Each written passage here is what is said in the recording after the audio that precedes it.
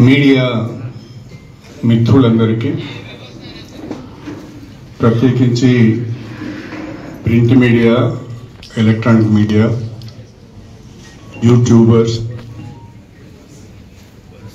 Press photographers అందరికీ పేరు పేరున నా నమస్కారాలు. అదేవిధంగా ఈరోజు ఈ పత్రికా విలేకరుల సమావేశంలో నాతో పాటు పాల్గొంటున్న స్టేషన్ గన్పూర్ నియోజకవర్గ నాయకులందరికీ పేరు పేరున నా హృదయపూర్వకమైన నమస్కారాలు తెలియజేసుకుంటున్నా.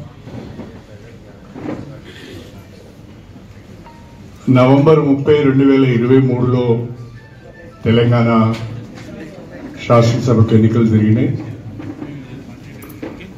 ఆ ఎన్నికలలో నేను బీఆర్ఎస్ పార్టీ అభ్యర్థిగా స్టేషన్ గన్పూర్ నియోజకవర్గం నుంచి పోటీ చేసి గెలుపొందడం జరిగింది. ఆ ఎన్నికల సందర్భంగా నియోజకవర్గ ప్రజలందరికీ కూడా ఒక అవకాశం ఇవ్వండి, గత 15 సంవత్సరాలుగా ఈ నియోజకవర్గం ఏ రకమైన అభివృద్ధికి నోచుకోలేదు, పైపెచ్చు ఈ నియోజకవర్గానికి అనేక రకాలైన అవమానాలు, అనేక రకాలైన చెడ్డ పేరు వచ్చింది. అవకాశం కల్పిస్తే నియోజకవర్గ అభివృద్ధి ఎజెండాగా పనిచేస్తానని చెప్పి ప్రజలకు చెప్పడం జరిగింది. ప్రజలకు నా నాయకత్వం పట్ల ఉన్న నమ్మకంతో కడియం శ్రీహరి అయితే తప్పకుండా అభివృద్ధి జరుగుతుంది అనే ఒక ఆలోచనతో నాకు ఓట్లేసి గెలిపించడం జరిగింది. ఆ తర్వాత పరిస్థితుల్లో ఫలితాలు వెలువడిన తర్వాత రాష్ట్రంలో కాంగ్రెస్ పార్టీ అధికారంలోకి వచ్చింది. బీఆర్ఎస్ పార్టీ ప్రతిపక్ష పాత్రకే పరిమితం కావాల్సి వచ్చింది. మళ్లీ నియోజకవర్గానికి నష్టం జరిగే పరిస్థితి వచ్చింది, అన్యాయం జరిగే పరిస్థితి వచ్చింది. ఎన్నికల సందర్భంగా నియోజకవర్గ అభివృద్ధి పైన, ప్రజల సంక్షేమం పైన నేను ఇచ్చిన హామీలను నిలబెట్టుకోలేనేమోననే ఒక అనుమానం కూడా నాకు కలిగింది. ఆ పరిస్థితులలో రాష్ట్రంలో నూతనంగా ఏర్పడిన కాంగ్రెస్ ప్రభుత్వంతో కలిసి పనిచేయడం ద్వారా నియోజకవర్గాన్ని అభివృద్ధి చేసుకోవచ్చు, ప్రజలకు ఇచ్చిన మాటను నిలబెట్టుకోవచ్చు. గత 15 సంవత్సరాలుగా జరిగిన నష్టాన్ని కొంతైనా మనము రెక్టిఫై చేయడానికి అవకాశం ఉంటుందని ఆలోచించి నేను దాదాపుగా సంవత్సరాల నుండి కాంగ్రెస్ ప్రభుత్వంతో కలిసి పనిచేస్తున్నాను. గౌరవ ముఖ్యమంత్రి శ్రీ రేవంత్ రెడ్డి గారు నా పట్ల ఉన్న గౌరవంతో స్టేషన్ గన్పూర్ నియోజకవర్గం ప్రజలపైన ఉన్న ప్రేమతో అడిగిందే తడువుగా అనేక అభివృద్ధి కార్యక్రమాలకు మంజూరు ఇవ్వడం జరిగింది. ప్రధానంగా దేవాదుల ఎత్తిపోతల పథకం ద్వారా స్టేషన్ గన్పూర్ నియోజకవర్గంలో ప్రతి గ్రామానికి, ప్రతి ఎకరానికి గోదావరి జలాలు అందించే అవకాశం ఉన్నా, రిజర్వాయర్లు పూర్తి అయి ఉన్నా, కాలువలు సరిగా లేకపోవడం వలన, కాలువలకు లైనింగ్లు లేకపోవడం వల్ల, కాలువలు అసంపూర్తిగా ఉండడం వలన, స్ట్రక్చర్స్ పడిపోవడం వలన, పూడిక పేరుకపోవడం వలన, చెట్లు పెరగడం వలన చివరి వరకు సాగునీరు అందడం లేదు అని ముఖ్యమంత్రి గారి దృష్టికి తీసుకువచ్చి ఈ కాలువలను బాగు చేయవలసిన అవసరం ఉన్నది. కాలువలలో పూడిక తీసి సీసీ లైనింగ్ చేస్తేనే ఈ దేవాదుల ఎత్తిపోతల పథకం ద్వారా స్టేషన్ గన్పూర్ నియోజకవర్గానికి లాభం జరుగుతుంది. లేకుంటే రిజర్వాయర్లు ఉన్న పేరే తప్ప సాగునీరు మాత్రం చివరి వరకు రావడం లేదు అని వారికి నివేదించడం జరిగింది. దానికి అనుగుణంగా వెంటనే వారు స్టేషన్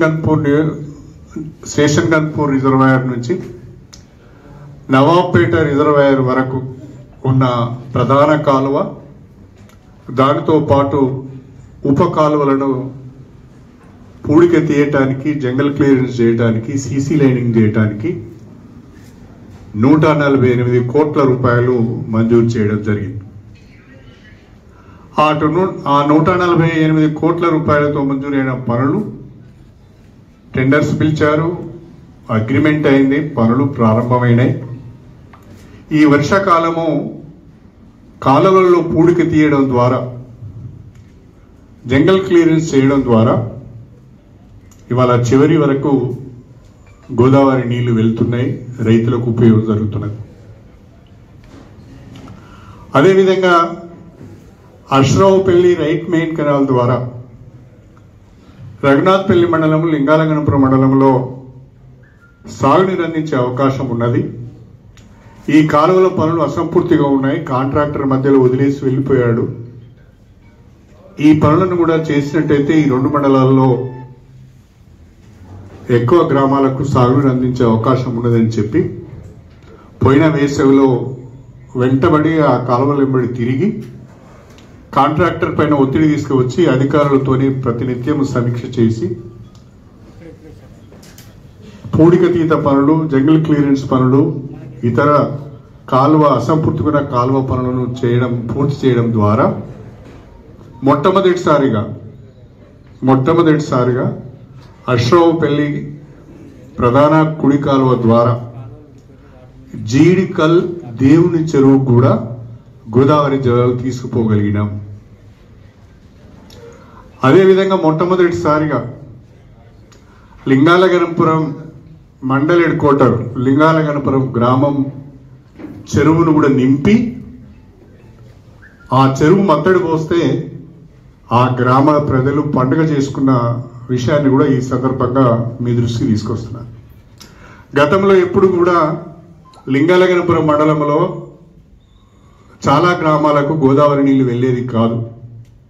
ఇవాళ నేను ఒక వార్త చూశాను, లింగాలగనపురం మండలంలో అన్ని గ్రామాలకు గోదావరి నీళ్లు వస్తున్నాయి, అన్ని చెరువులు కూడా జలకళ సంతరించుకున్నాయి, రైతులు ఆనందంగా ఉన్నారు అనే వార్త కూడా ఇవాళ నేను చూశాను. అదేవిధంగా స్టేషన్ గన్పూర్ రిజర్వాయర్ నుంచి నవాబ్పేట రిజర్వాయర్కి ఎన్నడూ కూడా ప్రధాన కాలువ ద్వారా నీళ్లు పోయేది కాదు. వర్షం పడితే ఆ జనగామ పట్టణంలో కురిసిన వర్షం ఆ నెల్లుట్ల చెరువు ద్వారా నవాబ్పేట చెరువుకు కొన్ని నీళ్లు పోయేది, కానీ గణపురం రిజర్వాయర్ నుంచి నీళ్లు పోయేది కాదు. కానీ ఈరోజు గణపురం ప్రధాన కాలువలో పూడిక తీయడం ద్వారా ఇవాళ చక్కగా గణపురం రిజర్వాయర్ నుంచి నవాబ్పేట రిజర్వాయర్ వరకు గోదావరి నీళ్లు వెళ్తున్నాయి. ఆ ప్రధాన కాలువ ద్వారానే ఇవాళ నవాబ్పేటలో దాదాపు మెజారిటీ 80% చెరువును మనం గోదావరి నీళ్లతో నింపుకోవడం జరిగింది. నవాబ్పేట చెరువు కింద ఉన్న గ్రామాలు, లింగాలగనపురం మండల గ్రామాలు కానీ, దేవరుప్పుల గ్రామాలకు కానీ, గుండాల గ్రామాలకు కానీ మొన్న బీర్ల విప్ గారు, మన పాలకుర్తి ఎమ్మెల్యే యశస్విని రెడ్డి గారు, భువనగిరి ఎంపీ శ్యామల కిరణ్ కుమార్ రెడ్డి గారు, మేము నలుగురం కలిసి నవాబ్పేట చెరువు నుండి నీటిని విడుదల చేయడం జరిగింది. ఆ రకంగా ఇవాళ స్టేషన్ గన్పూర్ నియోజకవర్గంలో ఎక్కడెక్కడైతే కాలువలు ఉండి కూడా నీళ్లు పోలేదో, కాలువల పూడిక పేరుకపోయిందో, చెట్లు పెరిగినాయో, కాలువ గట్లు తెగిపోయినాయో, స్ట్రక్చర్స్ పోయినాయో, అవన్నీ కూడా రిపేర్స్ చేయించి ఇవాళ నేను ఇంతకుముందు చెప్పినట్టుగా ఇటు Dharmasagar reservoir, Gandiramaram reservoir, station Ghanpur reservoir, Ashravupalli reservoir, Nawabpet reservoir వీటన్నిటి ద్వారా కూడా ఇలా కాలువల ద్వారా సాగునీరు అందించే ప్రయత్నం చేస్తున్నాం. సంవత్సరంన్నర కాలంలో గోదావరి నీళ్లను నియోజకవర్గ ప్రజలకు అందించి జీడికల్ క్షేత్రంలో కొలువై ఉన్న రామచంద్ర స్వామి పాదాలు గడిగి దేవుని చెరువు నింపే ఒక అవకాశం వచ్చింది అని చెప్పి నేను ఈ సందర్భంగా మీ అందరికీ సవినీయంగా తెలియజేసుకుంటాను. ఇది గొప్ప విజయంగా నేను భావిస్తున్నాను. ఎన్నడూ నీళ్లు రాని గ్రామాలు, ఎన్నడూ నీళ్లు చూడని గ్రామాలు ఈరోజు చక్కగా పంటలు వేసుకొని ఈ నీళ్లుగా చాలు మా చెరువులు మత్తడిపడుతున్నాయి ఆపండి అనే పరిస్థితి వచ్చింది. అదేవిధంగా దేవాదుల ఎత్తిపోతల పథకం కింద ఉప్పుగల్ రిజర్వాయర్ నుంచి పాలకుర్తి రిజర్వాయర్కు, అక్కడ నుండి పాలకుర్తి నియోజకవర్గం, అదేవిధంగా తిరుమలగిరి మండలం వరకు కూడా ప్యాకేజ్ 6 3వ దశ ప్యాకేజ్ 6 ద్వారా 4 నియోజకవర్గాలలో 78,000 ఎకరాలకు సాగునీరు అందించే అవకాశం ఉన్నది. స్టేషన్ గన్పూరు, వర్ధన్నపేట, పాలకుర్తి, తుంగతుర్తి నియోజకవర్గాలలో 78,000 ఎకరాలకు సాగునీరు అందించే అవకాశం ఉన్నది. ఆ కాలువ పనులను కాంట్రాక్టర్లందరూ మధ్యన వదిలేసి వెళ్ళిపోతే,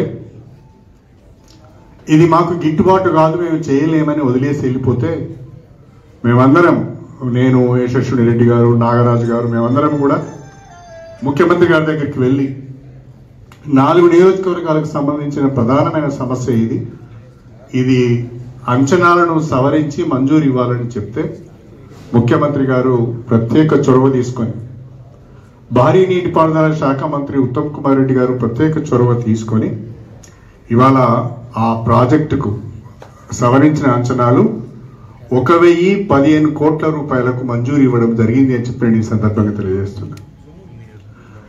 ఈ సవరించిన అంచనాలు 1,015 కోట్ల రూపాయలలో ఉప్పుగల్ నుంచి పాలకుర్తి వరకు ప్రధాన కాలువ పనులు చేపట్టడమే కాకుండా మా దంసా చెరువును, జఫర్గఢ్ మండలంలో ఉన్న దంసా చెరువును, జఫర్గఢ్ మండలంలో ఉన్న జఫర్గఢ్ పెద్ద చెరువును కూడా రిజర్వాయర్లుగా మార్చే ఒక అవకాశం దీంట్లో వచ్చింది.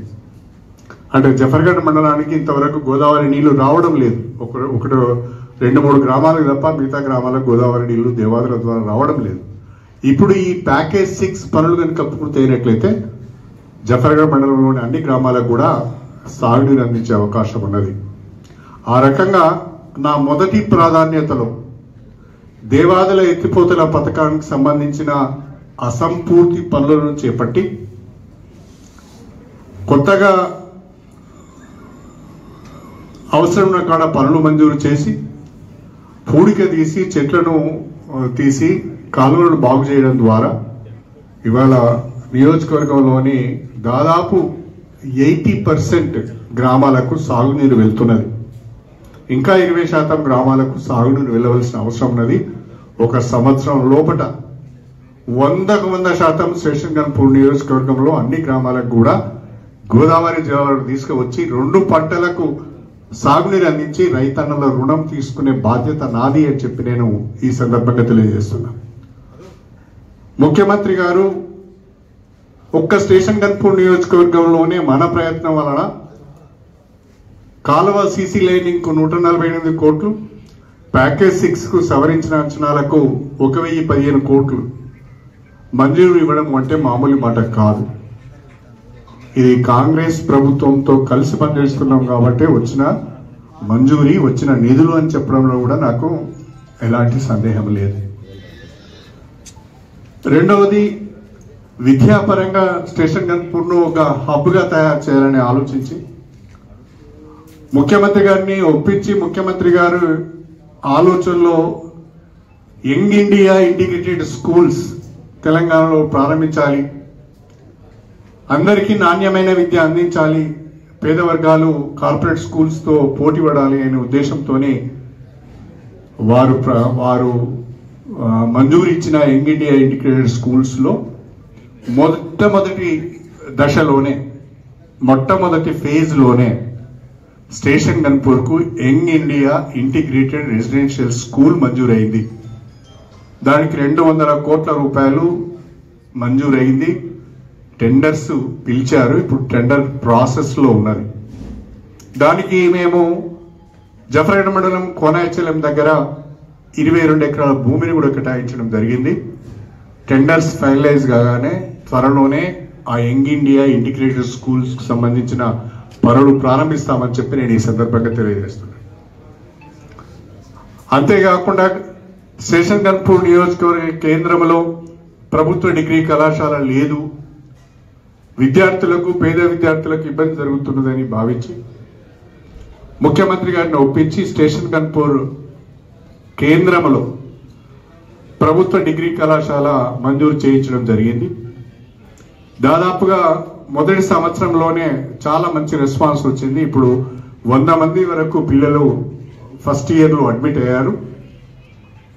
క్లాసెస్ ప్రారంభమైనాయి. ప్రస్తుతం ఉన్న ప్రభుత్వ జూనియర్ కళాశాలలో క్లాసెస్ ప్రారంభిస్తున్నాం. ఆ ప్రభుత్వ డిగ్రీ కళాశాల నిర్మాణానికి దాదాపుగా 6,10,00,000 రూపాయలు మంజూరైంది. అది కూడా టెండర్ అయింది, అగ్రిమెంట్ అయింది. పనులు కూడా త్వరలో ప్రారంభం చేస్తాం. ఇది కాకుండా ఐటీఐలన్నిటిని కూడా అభివృద్ధి చేయాలి, అవి స్కిల్ డెవలప్మెంట్ సెంటర్స్ గా పనిచేయాలని ముఖ్యమంత్రి గారు ఆలోచించి నియోజకవర్గానికి ఒకటి ఐటీఐని డెవలప్ చేద్దామని వారు నిర్ణయం తీసుకొని మన నియోజకవర్గానికి వారు ఇచ్చిందే కొన్ని, అందులో మన నియోజకవర్గానికి చిలీపూర్ మండల కేంద్రంలో కొత్తగా ఒక అప్గ్రేడెడ్ ఐటీఐని స్కిల్ డెవలప్మెంట్ సెంటర్ను త్వరలోనే మంజూరైంది, త్వరలోనే ప్రారంభించబోతున్నామని చెప్పి నేను ఈ సందర్భంగా తెలియజేస్తున్నాను. ఇక వైద్య పరంగా ఆలోచించినప్పుడు స్టేషన్ గన్పూర్ నియోజకవర్గం ఎక్కువగా పేద ప్రజలు ఉండే నియోజకవర్గం, చాలా మంది ఎస్సీలు ఎస్టీలు ఉండే నియోజకవర్గం, పేదవాళ్ళు ఉండే బీసీలు ఉండే నియోజకవర్గం. ఈ నియోజకవర్గంలో 100 బెడ్ హాస్పిటల్ లేదు. అయితే మా నియోజకవర్గానికి 100 బెడ్ హాస్పిటల్ కావాలన్నప్పుడు ముఖ్యమంత్రి గారు ఒక మాట అన్నారు నాతో. జనగామలో మెడికల్ కాలేజ్ ఉంది, హన్మకొండలో మెడికల్ కాలేజ్ ఉంది, అక్కడ ఒక పెద్ద హాస్పిటల్ ఉంది, ఇక్కడ ఒక పెద్ద హాస్పిటల్ ఉంది, మీరు ఎటుపోయిన 20 కిలోమీటర్లే కదా, మీకు అవసరమా 100 బెడ్ హాస్పిటల్ అని వారు అడగడం జరిగింది. లేదు, మా నియోజకవర్గం 2 జిల్లా కేంద్రాల మధ్యన ఉన్న మాట వాస్తవమే, కానీ మా దగ్గర పేదవాళ్ళు ఎక్కువగా ఉన్నారు, అంత దూరం పోవడం కూడా కష్టమవుతుంది. ఎట్టి పరిస్థితుల్లో మాకు 100 బెడ్ హాస్పిటల్ కావాలి అంటే గొప్ప మనసుతో ముఖ్యమంత్రి గారు స్టేషన్ గన్పూర్లో 100 బెడ్ హాస్పిటల్ మంజూరు ఇచ్చారు. ఆ హాస్పిటల్ కు 45,50,00,000 రూపాయలు బిల్డింగ్ కూడా మంజూరు ఇచ్చారు. ఇప్పుడు వేగంగా గన్పూర్ కేంద్రంలో హాస్పిటల్ నిర్మాణ పనులు జరుగుతున్నాయి. మీరు ఎవరైనా పోయినా కూడా మెయిన్ నేషనల్ హైవే కానుకొని ఉంటుంది, చూడొచ్చు అని చెప్పి నేను ఈ సందర్భంగా తెలియజేస్తున్నాను. అది కాకుండా కొత్తగా మాకు హెల్త్ సబ్ సెంటర్స్ కావాలి, ప్రైమరీ హెల్త్ సెంటర్స్ కావాలని అడిగినప్పుడు దాదాపుగా 12 health sub centres, 3 primary health centres పిహెచ్సిలను కూడా మంజూరు ఇవ్వడం జరిగింది. త్వరలోనే హెల్త్ సబ్ సెంటర్స్ కొన్ని పనిచేస్తున్నాయి, పిహెచ్సిలు ఇంకా డబ్బు రాలేదు, అది శాంక్షన్ కాగానే అవి కూడా పనులు ప్రారంభిస్తామని చెప్పి నేను ఈ సందర్భంగా తెలియజేసుకుంటాను. సాగునీటి పారుదలకు, విద్యారంగానికి, వైద్య రంగానికి పెద్దపీట వేయడమే కాకుండా నియోజకవర్గంలో రైతాంగానికి ఎక్కడ కూడా లో వోల్టేజ్ సమస్య రావద్దు అని ఆలోచించి ఇవాళ పెద్ద ఎత్తున సబ్ స్టేషన్ల నిర్మాణం చేస్తున్నాం. ఇవాళ పీచర దగ్గర, వేలేరు మండలం పీచర దగ్గర 132/33 kV సబ్ స్టేషన్ నిర్మాణంలో ఉన్నది. ఈ మంత్ ఎండింగ్ లోపట్నే మా డిప్యూటీ సీఎం బట్టి విక్రమార్క ద్వారా దాన్ని ప్రారంభోత్సవం కూడా చేసుకోబోతున్నామని చెప్పి నేను ఈ సందర్భంగా తెలియజేస్తున్నాను. ఆ 132/33 నిర్మాణం ఉన్న దగ్గరే, పీచర దగ్గరనే 220 kV సబ్ స్టేషన్ నిర్మాణం చేయడానికి కూడా అవకాశం ఉన్నది. అక్కడే ప్రభుత్వ భూమి కూడా ఉంది అని చెప్పి నేను ప్రభుత్వ దృష్టికి తీసుకువెళ్ళాను. మన డిప్యూటీ సీఎం గారు 132/33 kV సబ్ స్టేషన్ ప్రారంభోత్సవానికి వచ్చినప్పుడు 220 kV సబ్ స్టేషన్ కూడా శంకుస్థాపన చేస్తానని చెప్పి వారు స్వయంగా చెప్పడం జరిగింది అని చెప్పి నేను ఈ సందర్భంగా తెలియజేస్తున్నాను. ఒకవైపు 220 kV sub station 132/33 sub station కనుక వచ్చినట్లయితే చిల్పూరు, వేరేరు, అదేవిధంగా మన ధర్మసాగర్ ఈ 3 మండలాలతో పాటు నర్మెట, తరిగొప్పుల 5 మండలాలకు లో వోల్టేజ్ సమస్య పోతుంది. బ్రహ్మాండంగా రైతులకు 24 గంటలు నాణ్యమైన విద్యుత్తు అందుబాటులో ఉంటుంది. ప్రస్తుతం మాకు రఘునాథ్పల్లిలో ఒక 132/33 సబ్ స్టేషన్ ఉన్నది. స్టేషన్ గన్పూర్లో 132/33 kV సబ్ స్టేషన్ ఉన్నది. 4వది జఫర్గఢ్ మండల కేంద్రంలో 132/33 kV సబ్ స్టేషన్ కు ప్రతిపాదనలు పెట్టాం. అది కూడా మంజూరు వస్తుంది అని చెప్పి నేను ఈ సందర్భంగా తెలియజేసుకుంటున్నాను. ఇది కాకుండా 6 గ్రామాలలో 33/11 kV సబ్ స్టేషన్లు మంజూరు ఇచ్చాం. ముఖ్యమంత్రి గారు ఆ రోజు స్టేషన్ గన్పూర్కి వచ్చినప్పుడు 16th మార్చ్ నాడు వీటన్నిటి కూడా ఫౌండేషన్స్ వేశారు. అవన్నీ పనులు జరుగుతున్నాయని చెప్పి నేను ఈ సందర్భంగా మీ అందరికి కూడా సవినయంగా తెలియజేసుకుంటున్నాను. ఇవి కాకుండా మొన్నటికి మొన్న కాంగ్రెస్ ప్రభుత్వము ఇందిరమ్మ ఇల్లు మంజూరించింది. నియోజకవర్గానికి 3,500 ఇళ్ల చొప్పున మంజూరు చేయడం జరిగింది. స్టేషన్ గన్పూర్ నియోజకవర్గానికి 3,500 ఇళ్లు మంజూరైతే ఇప్పటికే దాదాపుగా 3,250 ఇళ్లు గ్రౌండ్ చేయడం జరిగింది. బెనిఫిషరీస్ని ఐడెంటిఫై చేసినాం, గ్రౌండ్ చేసినాం. ఇవాళ సంతోషకరమైన విషయం ఏంటంటే నా నియోజకవర్గంలోని ప్రతి గ్రామంలో ఇందిరమ్మ ఇళ్లు నిర్మాణంలో ఉన్నాయి. ఒక గ్రామంలో 5 ఉండొచ్చు, ఒక గ్రామంలో 10 ఉండొచ్చు, ఇంకో గ్రామంలో 50 ఉండొచ్చు. కానీ స్టేషన్ గన్పూర్ నియోజకవర్గంలోని ప్రతి గ్రామ పంచాయతీ పరిధిలో ఇందిరమ్మ ఇళ్లు నిర్మాణంలో ఉన్నాయని చెప్పడానికి సంతోషంగా ఉంది. 3,500 ఇండ్లకు ఒక్కొక్క ఇంటికి 5 లక్షల రూపాయల చొప్పున ఒక్క స్టేషన్ గన్పూర్ నియోజకవర్గానికే ఈ ఇందిరమ్మ ఇల్లు నిర్మాణం కొరకు 175 కోట్లు ప్రభుత్వము ఖర్చు చేయబోతున్నది. పేదవాళ్ళ ఇంటి కలను సాకారం చేయబోతున్నది. ఇది ఒక గొప్ప సామాజిక పనిగా నేను ఈ సందర్భంగా తెలియజేసుకుంటున్నాను. అదేవిధంగా మన నియోజకవర్గంలో ఎస్సిపి సిఆర్ఆర్ పంచాయతీరాజ్ కింద ఎస్సీ కాంపోనెంట్ సిఆర్ఆర్ కింద పంచాయతీరాజ్ డిపార్ట్మెంట్ ద్వారా ఓన్లీ ఎస్సీ కాలనీలలో మాత్రమే సీసీ రోడ్లు, డ్రైన్ల నిర్మాణానికి 15 కోట్ల రూపాయలు మంజూరైనాయి. ఇవాళ దాదాపుగా 90%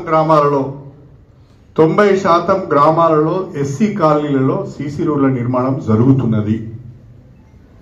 కొన్ని గ్రామాలలో పూర్తయింది, కొన్ని గ్రామాల్లో జరుగుతుంది, ఇంకా కొన్ని గ్రామాల్లో జరగవలసిన అవసరం ఉన్నది. మొట్టమొదటిసారిగా ఓన్లీ ఎస్సీ కాలనీలో మాత్రమే సీసీ రోడ్లకు, డ్రైన్ల కొరకు 15 కోట్ల రూపాయలు ఖర్చు పెట్టి పనులు జరుగుతున్నాయి. ఇవి కాకుండా ఎస్డిఎఫ్ కింద, స్పెషల్ డెవలప్మెంట్ ఫండ్ కింద 10 కోట్లు, ఈజీఎస్ కింద మరొక 10 కోట్లు, ఎమ్మెల్సీ ఫండ్స్, ఎంపీ ఫండ్స్ కింద మరొక 10 కోట్లు, 30 కోట్ల రూపాయలతోనే సీసీ రోడ్లు, డ్రైన్స్, కమ్యూనిటీ హాల్స్ పెద్ద ఎత్తున నిర్మాణం జరుగుతున్నాయి అని చెప్పి కూడా నేను ఈ సందర్భంగా మీ అందరికి కూడా సవినయంగా తెలియజేసుకుంటున్నాను. నేను ఈ 21 నెలలలో రాష్ట్రంలో కాంగ్రెస్ పార్టీ అధికారంలోకి వచ్చిన తర్వాత నేను కాంగ్రెస్ ప్రభుత్వంతో కలిసి పనిచేస్తున్న నాటి నుండి నేటి వరకు దాదాపు 27 ముఖ్యమైన పనులు మంజూరు చేయించడం జరిగింది. ఆ 27 ముఖ్యమైన పనులకు 1,025 కోట్ల 64 లక్షల రూపాయలు రాష్ట్ర ప్రభుత్వంగా మంజూరు వచ్చింది. నిజంగా ఈ సందర్భంగా గౌరవ ముఖ్యమంత్రి గారికి మా నియోజకవర్గ ప్రజల తరఫున ప్రత్యేకమైన కృతజ్ఞతలు, ధన్యవాదాలు తెలపవలసిన అవసరం ఉన్నది. ఇంత పెద్ద మొత్తంలో, నాకు తెలిసి ఇంత పెద్ద మొత్తంలో ఏ నియోజకవర్గానికి కూడా నిధులు మంజూరు కాలేదు. నిధుల మంజూరికి సంబంధించిన అన్ని వివరాలు నేను ఒక స్టేట్మెంట్ రూపంలో తయారు చేశాను. నేచర్ ఆఫ్ వర్క్, ఎంత అమౌంట్ మంజూరైంది, ఏ తేదీన మంజూరైంది, తర్వాత దాని స్టేటస్ ఏంటి, మొత్తం స్టేట్మెంట్ తయారు చేశాను. ఈ స్టేట్మెంట్ ప్రతి ఒక్క విలేకరికి నేను ఈ ప్రెస్ మీట్ తర్వాత ఇవ్వబోతున్నానని చెప్పి కూడా ఈ సందర్భంగా తెలియజేసుకుంటున్నాను. ఈ స్టేట్మెంట్ కు డెవలప్మెంట్ వర్క్స్ కి సంబంధించిన ఈ స్టేట్మెంట్ కు నేను కట్టుబడి ఉన్నాను. ఇందులో ఏ ఒక్క తప్పు దొరికినా బాధ్యత నాదే. ప్రతి పనికి సంబంధించిన జియో నెంబరు, ప్రతి పనికి సంబంధించిన శాంక్షన్ అయిన అమౌంట్, ప్రతి పనికి సంబంధించి దాని స్టేటస్, అది వర్క్స్ ప్రోగ్రెస్ లో ఉన్నాయా, టెండర్స్ పిలిచారా, అగ్రిమెంట్ అయిందా, కంప్లీషన్ అయిందా, వర్క్ స్టేటస్ కూడా ఈ స్టేట్మెంట్ లో నేను ఇవ్వడం జరిగింది.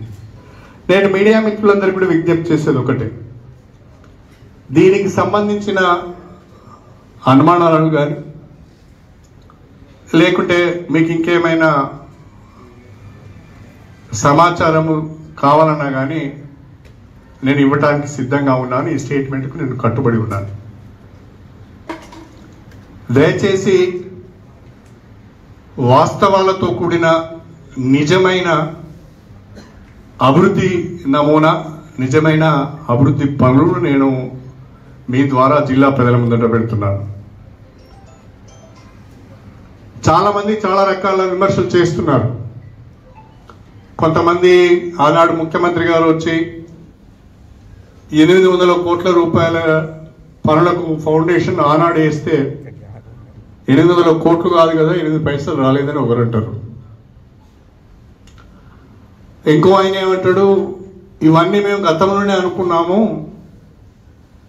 ఆర్డర్లు ఇప్పుడు వచ్చినాయని ఇంకో ఆయన అంటాడు. దీంట్లో దయచేసి మా మీడియా మిత్రులందరికీ ప్రతి జియోకు సంబంధించిన డేట్ ఉన్నది.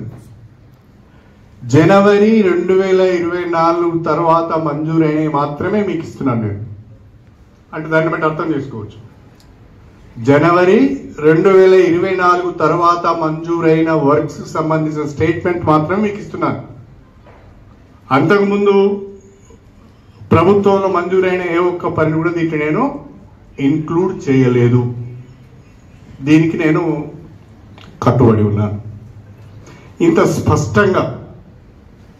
స్పష్టంగా డెవలప్మెంట్ వర్క్ సంబంధించిన statement with dates, with amount, with status నేను ఇస్తున్నాను. ఇది మా మీడియా మిత్రులకే కాకుండా విమర్శలు చేసే వాళ్ళందరికీ కూడా దీన్ని పంపించాలని నేను అనుకుంటున్నాను. మీరు కూడా క్రాస్ చెక్ చేసుకోండి. నేను ఇచ్చిన ఈ స్టేట్మెంట్లు ఏదైనా తప్పు ఉంటే మీరు ఎత్తి చూపండి, దానికి సమాధానం చెప్పడానికి నేను సిద్ధంగా ఉన్నానని చెప్పి ఈ సందర్భంగా తెలియజేస్తున్నాను. కొంతమంది చాలా చౌకబారు విమర్శలు చేస్తున్నారు. సంస్కారము, సభ్యత అనేది వాళ్ళ జీవితంలో లేదు, వాళ్ళ నిజ జీవితంలో లేదు కాబట్టి అందరూ అదే రకంగా ఉంటున్నారని అనుకొని సభ్యత, సంస్కారం లేకుండా విమర్శలు చేస్తున్నారు. భాష ఎక్కడి దాకా పోయింది అంటే, ఒక పోస్ట్ గ్రాడ్యుయేషన్ చదివిన వ్యక్తి, ఒక మెడిసిన్ చేసిన వ్యక్తి, ఒక ఇంజనీరింగ్ చేసిన వ్యక్తి, ఒక అడ్వకేట్ గా పనిచేసిన చదువుకున్న వ్యక్తి కూడా హోందాతనాన్ని కోల్పోయి, మానవత్వాన్ని కోల్పోయి, రాజకీయంగా మాట్లాడవలసిన విషయాలను వ్యక్తిగత దూషణలకు దిగజార్చే ప్రయత్నము, రాజకీయ వ్యవస్థను భ్రష్టు పట్టించే ప్రయత్నం జరుగుతున్నది. ఇది మా జిల్లాలో ఉన్న మా మీడియా మిత్రులందరూ కూడా గమనించాలని చెప్పి నేను కోరుతున్నాను. నాకు కూడా చాలా మాటలు వచ్చు, నాకు కూడా చాలా బూతులు వచ్చు. ఎందుకంటే నేను పుట్టి పెరిగింది అక్కనేనైతే, నేను గదే పల్లెటూరులో పుడుతుని, గదే గుడిసెలలో పుడుతుని, గవే మాటలు ఇంటిని చిన్నప్పటి నుంచి. కాకపోతే తర్వాత కాలంలో ఇంత చదువుకొని కొంతమంది మీలాంటి మేధావులతో కలిసి తిరిగి కాస్తో కూస్తో జ్ఞానాన్ని సంపాదించుకొని సభ్యతను నేర్చుకున్నా కాబట్టి కొన్ని మాట్లాడాలంటే ఇబ్బెట్టిగా అనిపిస్తుంది, సిగ్గు అనిపిస్తుంది నాకే. వాళ్ళు మాట్లాడిన మాటలు ఉచ్చరించడానికి కూడా నాకే సిగ్గు అనిపిస్తారు. అది వాళ్ళ విజ్ఞతకు వదిలేస్తున్నా నేను. బాధ ఎక్కడైతుంది అంటే, 15 సంవత్సరాలు ప్రజలు అవకాశం ఇస్తే, ఎమ్మెల్యేగా గెలిపిస్తే 15 సంవత్సరాలు నియోజకవర్గాన్ని పట్టించుకోకుండా, అభివృద్ధి పైన ఒక ప్రణాళిక లేకుండా, సంక్షేమం గురించి ఆలోచన చేయకుండా, రాజకీయం అంటే అవినీతి అక్రమాలనే విధంగా నిర్వచనం చెప్పి, బీఫామ్లు అమ్ముకొని, దళిత బంధు అమ్ముకొని, తన చిల్లర చేష్టల ద్వారా, చిలిపి చేష్టల ద్వారా నియోజకవర్గానికి చెడ్డ పేరు తెచ్చిన వ్యక్తి కుసంస్కారి లెక్క మాట్లాడుతూ ఉంటే సమాధానం చెప్పాలంటే కూడా బాధ అనిపిస్తున్నది. రాజకీయ విధానాలపైన సమాధానం చెప్తాం. ఎస్, ఈ వర్క్ నువ్వు తెచ్చినావను, ఇది తీయలేదు, నువ్వు తప్పు మాట్లాడుతున్నావు అంటే సమాధానం చెప్తాం. లేదు, నువ్వు ఈ హామీ ఇచ్చినావు, నువ్వు ఈ హామీని నిలబెట్టుకోలేదు అని అంటే దానికి మనం సమాధానం చెప్తాం. అలా కాకుండా ఇష్టం వచ్చిన రీతిలో మాట్లాడే ప్రయత్నం చేస్తున్నారు. ఇది రాజకీయాలకు మంచిది కాదు. వ్యక్తిగత దూషణలు రాజకీయాలలో పనికి రావు. దయచేసి గమనించాలి. విధానపరమైన విషయాలపైన రాజకీయంగా ప్రజల్లోకి వెళ్దాం, కొట్లాడదాం. ప్రజలు ఎవరు మంచివారో వాళ్ళు డిసైడ్ చేస్తారు. ఆల్రెడీ డిసైడ్ చేసిండ్రు వాళ్ళు, కానీ వీళ్ళకి అర్థమైతలేదు. అటు ప్రజల చేత తిరస్కరించబడి, ఇటు పార్టీల చేత తిరస్కరించబడి, ఢిల్లీ దగ్గర పోయి అందరి ఇళ్ల చుట్టూ తిరిగి వాళ్ళ కాళ్ళు మొక్కినా వాళ్ళు చేసుకోవడానికి ఇష్టపడిన నాయకత్వం నీది. అది మర్చిపోయి సిగ్గు లేకుండా నువ్వు మాట్లాడితే వేరే వాడికి సిగ్గు లేదన్నట్టుగా ఇంకేదో భాష మాట్లాడితే ప్రజలు ఇవన్నీ అర్థం చేసుకోగలుగుతారు. ఎంత విచిత్రం అంటే, నాకు తెలిసి ఎవరైనా ఒక పార్టీలో చేరుతాము అంటే ఆహ్వానిస్తారు. జనరల్గా ఎవరైనా ఒక పార్టీలో చేరుతామంటే ఆహ్వానిస్తారు. లేదా మనం మంచివాళ్ళం అయితే వాళ్ళే స్వయంగా పిలిచి మీరు రావాలి, మీ అనుభవం మాకు అవసరం అని అంటారు. కానీ పెద్ద మనిషి ఢిల్లీకి పోయి కాంగ్రెస్ పార్టీ పెద్దల చుట్టూ తిరుగుతూ ఉంటే ఇక్కడున్న కాంగ్రెస్ పార్టీ మహిళలు మేడారం పోయి సమ్మక్క సారలమ్మకు మొక్కులు చెల్లించుకున్నారు. ఈ దుర్మార్గుడు మా పార్టీలోకి రాకుండా చూడు తల్లి అని మేడారంలో మొక్కుకున్నారు. గది మన గొప్పతనం, గది మన పరిస్థితి. వీటన్నిటిని మర్చిపోయి మాట్లాడుకోవడం కరెక్ట్ కాదు. నా ఎజెండా అంతా, నాకు అవకాశం ఉన్న రోజులు, నేను రాజకీయాల్లో ఉన్న రోజులు, నా మాట చెల్లుబాటు అయిన రోజులు, స్టేషన్ గన్పూర్ నియోజకవర్గ ప్రజలతోనే ఉంటాను. స్టేషన్ గన్పూర్ నియోజకవర్గ అభివృద్ధికి 6 నిమిషాలు కష్టపడి పనిచేస్తానని చెప్పి నేను ఈ సందర్భంగా తెలియజేస్తున్నాను. స్టేషన్ గన్పూర్ నియోజకవర్గ ప్రజల పుణ్యమా అని, స్టేషన్ గన్పూర్ నియోజకవర్గ ప్రజలు ఇచ్చిన రాజకీయ భిక్ష వలన ఇవాళ కడియం శ్రీహరి అనే వ్యక్తి సమాజానికి తెలిసింది, రాజకీయ వర్గాలకు తెలిసింది. కడియం శ్రీహరి తనకంటూ ఒక ఇమేజ్ని బిల్డప్ చేసుకునే ఒక అవకాశం వచ్చింది. కాబట్టి ఆ ప్రజలకు ఎంత చేసినా తక్కువే.